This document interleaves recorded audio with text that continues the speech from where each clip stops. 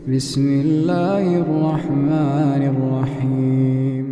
مرنے کے بعد بھی اولاد سے رشتہ ٹوٹتا نہیں ماں باپ کا۔ جس طرح زندگی میں والدین کے حقوق ہیں اولاد کے ذمے، مرنے کے بعد بھی والدین کے حقوق اولاد کے ذمے واجب الادا ہوتے ہیں۔ مختلف احادیث میں ان کا ذکر موجود ہے۔ پہلا حق الصلاۃ علیہما، ان پر جنازہ پڑھنا ہے۔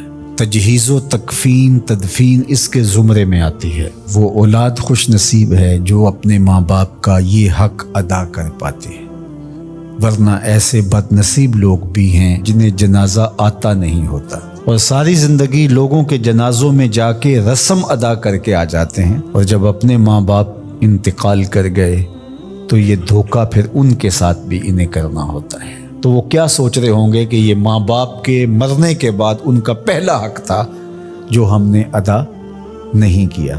دوسرا حق استغفار لہما، ان کے لیے بخشش کی دعا کرنا، مغفرت کی دعائیں کرنا، اے اللہ ان کی مغفرت فرما۔ تو یہ بات ذہن میں رکھیے، جس طرح باپ کی ماں کی دعائیں اولاد کے حق میں قبول ہوتی ہیں، اس طرح اولاد کی دعائیں والدین کے حق میں قبول ہوتی ہیں۔ تو ان کے لیے استغفار کیا جائے۔ ایک شخص فوت ہوا اور اپنی بدعمالیوں کی وجہ سے قبر میں جکڑا گیا، تو بعد میں اچانک اس سے عذاب اٹھا لیا گیا کچھ عرصے کے بعد۔ تو بارگاہ عزدی میں عرض گزار ہوا، مالک میرے اعمال تو ایسے نہیں تھے کہ مجھے ان مشکلوں سے نکال کے کھڑکی کھول دی گئی جنت کی، تو کہا کہ تیرے مرنے کے بعد تیری بیوی کے ہاں جو بیٹا پیدا ہوا، تیرا بچہ پیدا ہوا، پھر اس نے اس کو پروان چڑھایا، اب وہ بولنے لگا اور اس کو وہ درس گاہ میں چھوڑ آئی، تو استاد نے اس کو پڑھایا، بیٹا پڑھو بسم اللہ الرحمن الرحیم۔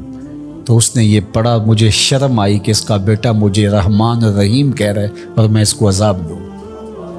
اللہ اکبر۔ اولاد نیک ہو تو اس کا فائدہ ماں باپ کو پہنچتا ہے۔ ایک حق یہ بھی ہے کہ اولاد نیک ہو، چونکہ اچھے اور برے اعمال قبر میں ماں باپ کو پیش کیے جاتے ہیں۔ اچھے ہوں تو خوش ہوتے ہیں، برے ہوں تو انہیں تکلیف پہنچتی ہے۔ اس لیے ماں باپ کا مرنے کے بعد جو اولاد کے ذمے حق ہے، ان میں سے ایک حق یہ ہے کہ وہ نیک اور صالح ہوں تاکہ ان کو قبر میں راحت پہنچے۔ تیسرا حق ماں باپ کا جو اولاد کے ذمے ہے وہ انفاذ العہد ہے، ان کے عہد پورے کرنے، ان کے وعدے پورے کرنے۔ یعنی انہوں نے جو عہد کر رکھا تھا کسی وجہ سے پورا نہیں کر سکے، تو اولاد کے ذمے ہے کہ وہ اس کو ادا کرے۔ وہ عہد اللہ سے بھی ہو سکتا ہے اور اللہ کی مخلوق سے بھی ہو سکتا ہے۔ اللہ سے کوئی منت مانی تھی، پوری نہیں کر سکے، اسی طرح مخلوق کے ساتھ کوئی وعدہ تھا، اس وعدے کی تکمیل نہیں ہو سکی تھی، تو ان وعدوں کو پورا کرے۔ اس طرح قرض دینا تھا کسی کا اور انتقال کر گئے، تو اولاد اس کو اپنی طرف سے ادا کرے۔ اس کا اگر مال ہے تو اس کے مال سے ادا کر کے اس کے بعد پھر جو ہے وہ اس کی وراثت تقسیم ہوگی، اور اگر مال نہیں بھی تھا تو پھر بھی اولاد کے ذمہ ہے کہ اپنے باپ کا قرض ادا کرے۔ اور یہ اگر جنازہ پڑھنے سے پہلے کر دیا جائے تو یہ سب سے اچھا اور سب سے بہتر ہے۔ ایک تو یہ ہے کہ انہوں نے جو وعدے کر رکھے تھے، ان کے جو عہد تھے وہ پورے کرے، لیکن اس کے زمرے کے اندر وہ واجب کی سطح تک تو نہیں ہے، لیکن ان کے حقوق میں سے ہے کہ ان کے معمولات خیر کو جاری رکھے۔ یعنی جو وہ اچھے کام کرتے تھے، غریبوں کی مدد کرتے تھے، لوگوں کو کھانا کھلاتے تھے، اپنے علاقے کی مساجد کی ذمہ داریاں لیے ہوئے تھے، مدارس کی ذمہ داریاں لیے ہوئے تھے، غرباء کے علاج معالجے کی ذمہ داریاں لیے ہوئے تھے، اس طرح اور رفاعی ذمہ داریاں اپنے ذمہ انہوں نے لے رکھی تھی، تو ان کے انتقال کے بعد اگر صلاحیت اور حالت مالی ایسی ہو تو اولاد کو اس تسلسل کو ٹوٹنے نہیں دینا چاہیے، کہ یہ نہیں ہے کہ اب والد صاحب چلے گئے، ماں چلی گئی، تو غریب رشتہ دار جو پردے سے ان کی مدد ہوتی تھی اور ان کے گھر کا چولہا جلتا تھا، تو ماں کے جانے کے بعد اب اولاد کہے کہ یہ آپ کا اور اس کا تعلق تھا، وہ چلی گئی تو کام ختم نہیں۔